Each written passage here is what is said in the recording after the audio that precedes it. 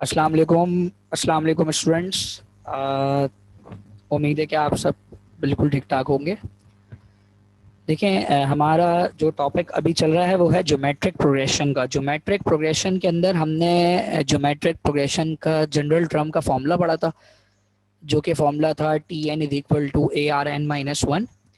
लेकिन अब मामला ऐसे हैं कि हमें इनके क्वेश्चंस करने हैं बुक के।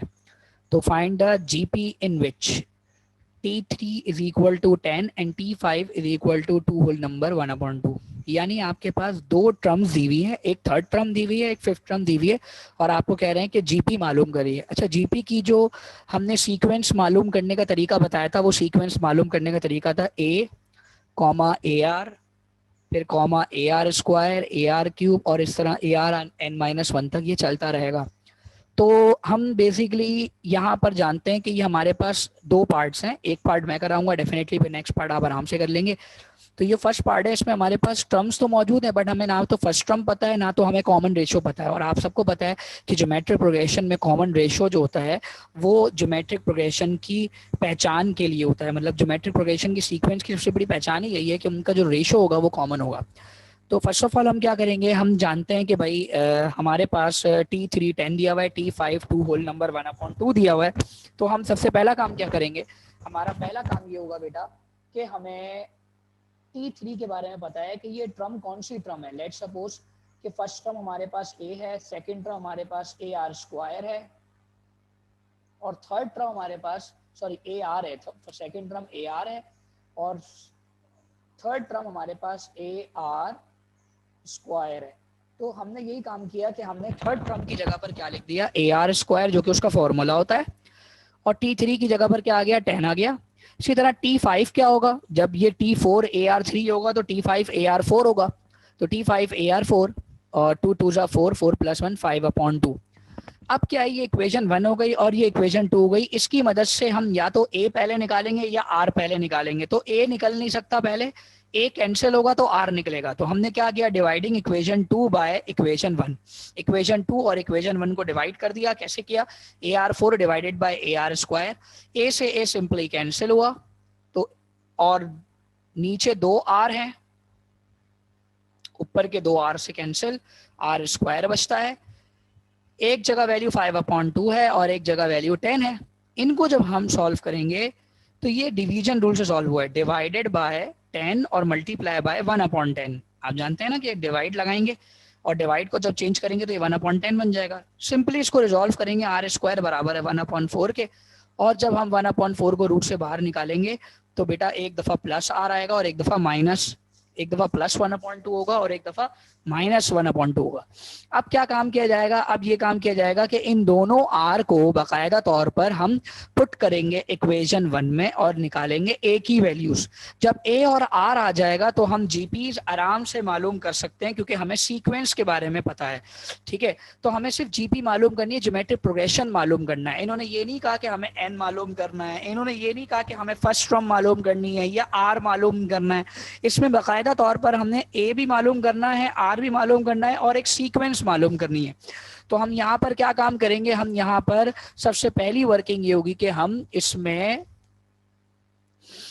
इसमें जो है वो आर की जो दो वैल्यूज अभी निकल कर आई हैं, इनको बारी बारी इक्वेशन वन में पुट करेंगे। और इक्वेशन वन है A are square is equal to 10, तो ए 1/2 का स्क्वायर इज इक्वल टू 10, 1/2 का स्क्वायर बराबर होगा 1/4 के, और ये 4 यहाँ डिवाइड हो रहा है, 10 के पास जाके मल्टीप्लाई हो गया, तो ए की वैल्यू 40 हो गई। अब आर की वैल्यू -1/2 पुट होगी, तो आर की वैल्यू -1/2 पुट होगी तो स्क्वायर माइनस को पॉजिटिव कर देगा और 1/2 1/4 बन जाएगा। 4 यहाँ डिवाइड है, 10 से जाकर मल्टीप्लाई हो गया, ए की वैल्यू 40 हो गई। Hence the required GP are. अब जीपी हमारी क्या है, A are square, A R cube, A are four.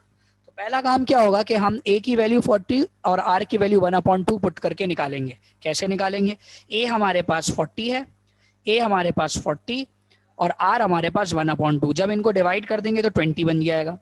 ए 1/2 का स्क्वायर, ए आर स्क्वायर, यानी ए 1/2 का स्क्वायर, 1 का स्क्वायर 1 होता है, 2 का स्क्वायर 4 होता है, 4 जब ये 2 का स्क्वायर 4 होता है, 4 को 40 से कैंसिल करेंगे 10 आ जाएगा।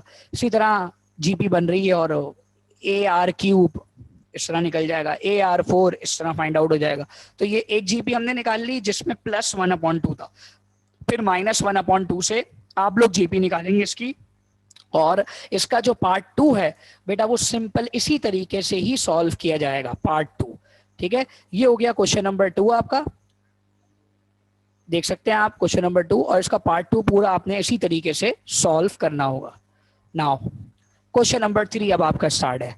If in a GP J plus K term, J plus K term वो Tn की जगह पर n की पोजीशन पे आ रहा है, J प्लस के एक पोजीशन है, इस x मतलब Tj प्लस के बराबर है x के और Tj माइनस के बराबर है y के। Prove that J term is under root X Y, मतलब Tj बराबर होना चाहिए एक्स वाई। दोबारा सुनिएगा, if in a GP J plus K term मतलब Tj प्लस के यानी Tn है ये, वो बराबर है x के, और Tj माइनस के बराबर है y के, और आपको Tj बराबर करना है अंडर रूट एक्स वाई के।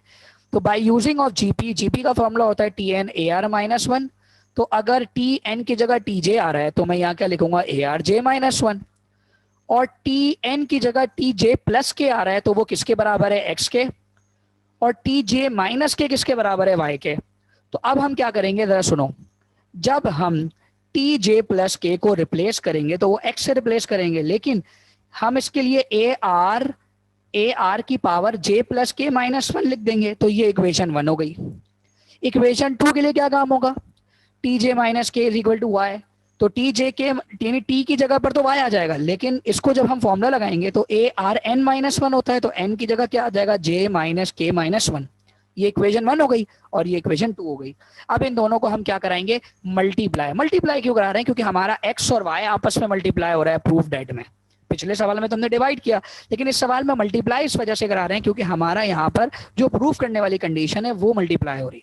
तो हमने यही किया, हमने लेफ्ट हैंड साइड को लेफ्ट हैंड साइड से मल्टीप्लाई कर दिया और राइट हैंड साइड को राइट हैंड साइड से मल्टीप्लाई कर दिया। तो जब r को मल्टीप्लाई किया इनसे तो j प्लस के -1 और j माइनस के +1 ये आपस में मल्टीप्लाई होंगे तो पावर ऐड हो जाएगी। जैसे a मल्टीप्लाई होगा तो पावर ऐड होकर a² बना, और r जब मल्टीप्लाई होगा तो पावर ऐड हो जाएगी। अब इसमें 1 से 1 गया, k से k कैंसिल हुआ, लेकिन j ऐड होने के बाद बन जाएगा 2j, सॉरी 1 से 1 कैंसिल नहीं होगा, -1 -1 -2 हो जाएगा, सिर्फ k कैंसिल होगा, सिर्फ k कैंसिल हो रहा है, एक प्लस का और एक माइनस का।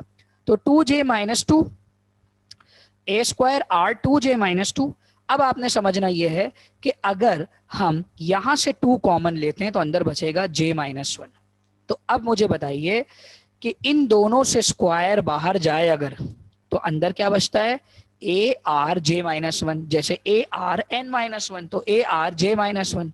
ARj-1 का मतलब है Tj का स्क्वायर, स्क्वायर बाहर लगा दिया ना हमने इसका, देखो यहां से हमने स्क्वायर कॉमन लिया 2, और 2 r के ऊपर स्क्वायर और a के ऊपर स्क्वायर, इसको ब्रैकेट के ऊपर स्क्वायर बना दिया ताकि ARj-1 Tj के बराबर हो जाए, और इसके ऊपर रूट है, स्क्वायर है तो स्क्वायर से रूट अप्लाई कर देंगे, क्योंकि रूट अप्लाई करेंगे तो स्क्वायर से रूट कैंसिल हो गया, स्क्वायर से रूट कैंसिल हुआ, ARj-1 किसके बराबर होता है Tj is equal to under root X Y.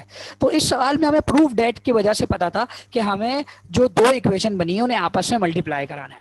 ठीक है बेटा, इसी तरीके से क्वेश्चन नंबर 4 अब आपके सामने आ रहा है। 4 के भी 2 पार्ट है, आपने एक पार्ट तो देखना है और एक पार्ट खुद करना है। Which term of the sequence, मतलब इसमें आपको n मालूम करना है कि ये n किस टर्म का है। तो 18 12 8 is 512/729। अब ये यकीनन ये लास्ट टर्म होगी और ये आपके पास फर्स्ट टर्म है, इनका कॉमन रेशियो भी हमें निकालना पड़ेगा और हमें n की वैल्यू निकालनी है। तो बेटा a की वैल्यू 18 हुई, कॉमन रेशियो कैसे निकलता है, second term divided by first term, तो t2 divided by t1, 12 divided by 8, answer बनेगा 2/3।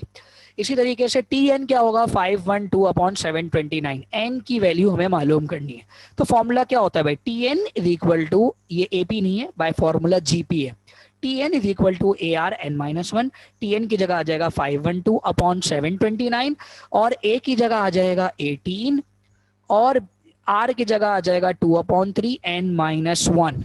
अब क्या करेंगे हम, बहुत सिंपल सा वर्क है, 18 भी यहाँ मल्टीप्लाई हो रहा है, 729 के बाद जाके डिवाइड हो जाएगा, 729 मल्टीप्लाई बाय 18, 2/3 n-1, 512 और 729, इनको जब हम रिजॉल्व करेंगे तो बेटा 256/6567 आ रहा है।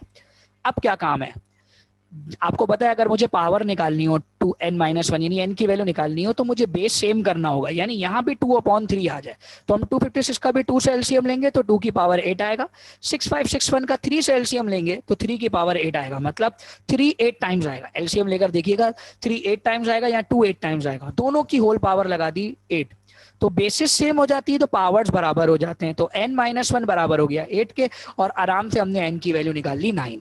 तो ये था आपका सवाल जिसमें आपने फाइनली ये स्टेप बड़ा इंपॉर्टेंट है कि भाई आपको जो है यहाँ पर पावर बनानी, और वही पावर बनानी है, अगर ऊपर 2 है तो यहाँ 2 की क्या पावर बनेगी कि 256 है तो 2 की पावर 8, और 3 की क्या पावर बनेगी कि 6561 है तो 3 की पावर 8 बनेगी। तो इन दोनों के ऊपर होल पावर निकाल दी, और सेम पावर होगी यकीनन जब भी हम उनको बराबर करके n की वैल्यू फाइंड आउट कर सकते हैं। तो उम्मीद है कि आप इसका पार्ट 2 बहुत आसानी से कर लेंगे। आज का last question number 5, if an GP the fifth term is 9 times the third term, यानी T5 जो है वो 9 टाइम्स है थर्ड टर्म, 9 टाइम्स का मतलब होता है 9 मल्टीप्लाई हो रहा है थर्ड टर्म से, तो T5 is equal to 9 of T3 and its second term is 6, और T2 आपके पास दिया हुआ है वो 6 है। फाइंड द जीपी, हमें जीपी मालूम करना है, यानी AR मालूम करना है, AR मालूम होगा तो हम जीपी आराम से मालूम कर सकते हैं। तो T5 is the 9 times of T3, तो T2 भी पता है 6 है, तो बेटा अगर T5 की बात हो रही है तो T5 की जगह क्या आ जाएगा, AR4 मैंने बताया था 9, और T3 की बात हो रही है तो AR स्क्वायर, तो इसमें एक चीज कैंसिल हो रही है आप देखिए अगर गौर से, और T2 का मतलब क्या है, AR is equal to 6, second term AR के बराबर होती है, फर्स्ट टर्म A के बराबर होती है। अगर हम इन दोनों को डिवाइड करा दें, AR स्क्वायर वहां ले जाके डिवाइड करा दें, तो A से ये कैंसिल हुआ, R स्क्वायर से R स्क्वायर कैंसिल हुआ, R स्क्वायर 9 के बराबर है, रूट लगा देंगे तो R की एक वैल्यू +3 एक -3, जब R की वैल्यू +3 -3 आ गई, इसको बाकायदा तौर पर यहाँ पुट करेंगे तो A की वैल्यू रह सकती है। तो इक्वेशन 1 कैसे बनाई, R मल्टीप्लाई हो रहा है 6 के बाद जाके डिवाइड हो गया, एक दफा हम +3 रखेंगे वैल्यू और एक दफा -3 रखेंगे वैल्यू, A की वैल्यू 2 आ गई और A की वैल्यू -2 आ गई। Hence the required GPR, अब रिक्वायर्ड जीपी क्या है, AR square, AR cube, AR4। तो बेटा इसी तरीके से A की वैल्यू पहले 2 रखेंगे और A की वैल्यू 3, R की वैल्यू 3 रखेंगे, और उससे हम एक जीपी निकालेंगे, फिर A की वैल्यू -2 रखेंगे और R की वैल्यू -3 रख के फिर हम एक और जीपी निकालेंगे। देखिए बेटा बात को समझिएगा कि आज की क्लास रिकॉर्डेड इस वजह से हो रही है क्योंकि जूम क्लाउड मीटिंग के अंदर कुछ इशू बन गया है, जिस इशू के अकॉर्डिंग ये कहा जा रहा है कि शायद वाईफाई से कनेक्ट होने वाले स्टूडेंट्स का कनेक्शन नहीं मिलेगा। तो मैंने एक रिकॉर्डेड क्लास भी ले ली है ताकि आप लोग आराम से इस क्लास को अटेंड कर लें। तो ये 5 क्वेश्चन जीपी के मुकम्मल हो गए। ज्योमेट्रिक प्रोग्रेशन 6.4 इतनी बड़ी एक्सरसाइज नहीं है कि आपको बाद में प्रॉब्लम हो, ये एक्सरसाइज हम बहुत आसानी से कर लेंगे। ठीक है बेटा, चलो ओके, अल्लाह हाफिज़।